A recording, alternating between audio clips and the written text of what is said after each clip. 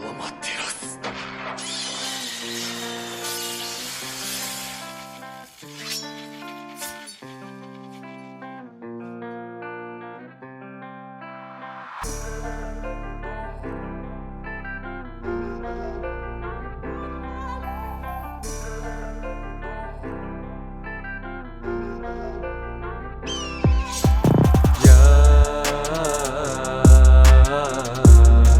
İçimde garip bir duygu var.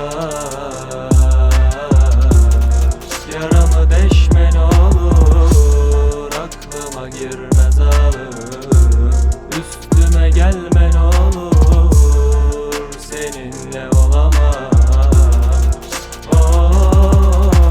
Kafamda sen, gözümde hayal, hayatsa bayat. Nasıl mı silecek, komik bir gelecek. Dönüşür bedenin yapılmış taştan bir kuklaya. Bedende öl, aklını taşı, zamandır ilaç. Yürekte acı, menfaat içinde taşınan bedenin dayanamaz, dönüşür bir kolpaya. İçinde eriyip giden bu acının acınası kalbini derinden çıkarıp kimseye sormadan kopar al moraran. Kalbine kaybolur bul Leyla'yı. Geçmişe sünger, uçurumun kenarına yaşanası kaderine sövmeden önce. İsyan deme